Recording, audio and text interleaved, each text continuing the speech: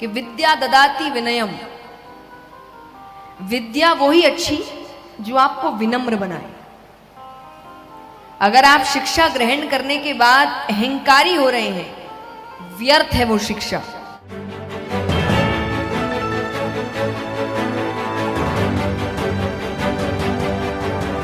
आप देख रहे हैं प्रवासी संदेश। विश्व प्रसिद्ध भागवत कथावाचिका जया किशोरी ने भाईंदर के लोटस ग्राउंड में 5वें दिन हजारों धर्म प्रेमियों को संबोधित किया और गोवर्धन पूजा समेत प्रभु श्री कृष्ण की तमाम बाल लीलाओं की कथा सुनाई। तो भागवत कथा के आयोजक पूर्व विधायक नरेंद्र मेहता ने अपने परिवार के साथ गोवर्धन पर्वत की पूजा और परिक्रमा की। श्रीमद् भागवत कथा में जया किशोरी द्वारा एक से एक भजन सुनाए जा रहे हैं, जिन्हें सुन कथा प्रेमी भाव विह्वल हो जाते हैं और पूरे ग्राउंड में लोगों को नृत्य करते देखा जा सकता है।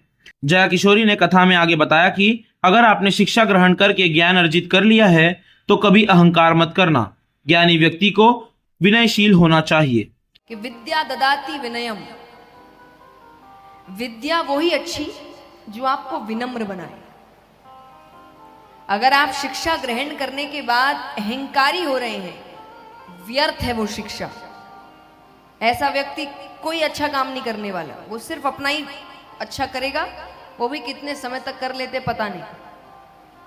तो कहते विद्या ददाति विनयम, विनयाति पात्रतम, जो विनम्र होता है वो एक अच्छा पात्र कहलाता है।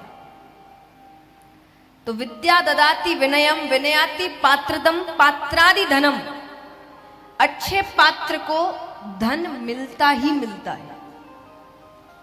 किसी को देर से, किसी को जल्दी, पर धन उसके पीछे आएगा ही आएगा। तो विद्या ददाति विनयम विनयाति पात्रतम पात्रादि धनम धनादि धर्मम। लेकिन धन आ गया तो जब तक वो धन धर्म के कार्यों में भी इस्तेमाल ना हो, तब तक वो धन का भी सदुपयोग नहीं होता। और अगर वो धन धर्म के कार्य में लग गया तो विद्या ददाति विनयम विनयाति पात्रतम पात्रादि धनम धनादि धर्मम धर्मादि जयम। जिसने वो धर्म में लगा दिया उसकी जय जयकार ना हो, ऐसा हो नहीं सकता।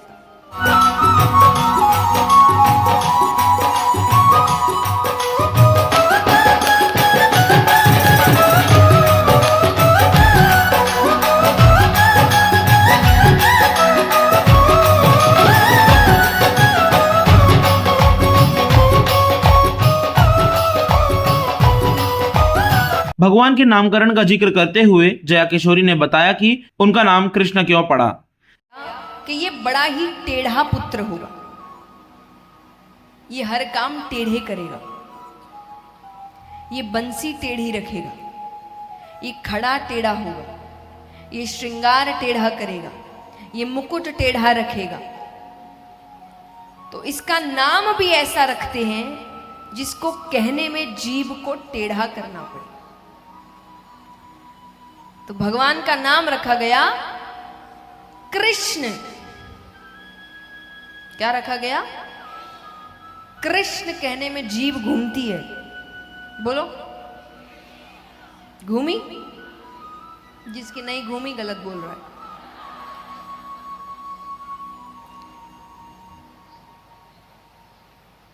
तो सच्चाई है, उच्चारण अगर आप सही करेंगे तो जीभ घूमती है। तो भगवान का नाम रखा गया कृष्ण। और दूसरा कारण था, कृष्ण का अर्थ होता है, कृष्ण का अर्थ होता है जो सबको आकर्षित कर ले। कृष्ण भगवान का सबसे सुंदर अवतार है सभी अवतारों, इसीलिए सबसे ज्यादा प्रेम भी लोगों को कृष्ण से है। जया किशोरी ने भगवान कृष्ण की बाल लीलाओं का बखान करते हुए आघासुर अजगर के वध की कथा सुनाई। अब यहाँ पर ठाकुर जी एक दिन दोपहर के समय गैया चराते चराते सब थक जाते थे, तो अपने घर से भोजन लेकर आते थे। तो भोजन लेकर आए तो सब भोजन कर रहे हैं, फिर उसके बाद थोड़ा और खेलने गए। कंस यहाँ आए दिन कोई ना कोई दैत्यों को भेज रहा है। तो रास्ते में गए तो अधासुर नामक एक दैत्य अजगर का रूप बनाकर बीच रास्ते में मुख खोल कर बैठ गया। अब बच्चे खेलते खेलते मुख के अंदर प्रवेश कर गए। उनको लग रहा है गुफा है कोई, तो गुफा के अंदर चले गए। अब अंदर अंधेरा हो गया। भगवान ने अंधेरे का फायदा उठाया। भगवान अपना आकार बढ़ाना शुरू करते हैं। बढ़ते बढ़ते उसके पेट को फाड़ते हुए भगवान बाहर निकलते हैं। बच्चे खेलते खेलते अंदर प्रवेश करते हैं और खेलते खेलते ही उनको कुछ पता ही नहीं चला। उन्होंने कहा, अपने बच्चों को ये जरूर सिखाएं कि अगर कभी भी कोई गलती हो गई हो तो बाहर के किसी व्यक्ति को बताने की बजाय हमें बताना। आपका बच्चा भगवान का अवतार है कि उससे कोई गलती नहीं होगी? होगी ना। लेकिन अब आपने उसको इतना डरा दिया कि अब वो गलती करने पर आपके पास तो नहीं आएगा, अब वो दुनिया वालों के पास जाएगा, उनसे मदद मांगेगा। और जितनी दुनिया आपने देखी है किसी और ने नहीं देखी। आपको पता है वो दुनिया वाले उसका कितना फायदा उठाने वाले हैं, किस किस रूप से फायदा उठाने वाले हैं। और जबकि आपको भी पता है अंत में मदद तो आप ही करेंगे, संभालेंगे तो आप ही। तो इससे अच्छा ये नहीं कि अपने बच्चों को जब आप संस्कार दे रहे हैं तो संस्कार दीजिए, सही गलत बताइए कि बेटा ये सही है, ये गलत है, ये करना, ये नहीं करना। लेकिन फिर भी अंत में कहो कि फिर भी कुछ हो गया, कोई गलती हो गई, मेरे पास आना, सब संभाल लूंगा, डरना नहीं मेरे से, मेरे पास आना।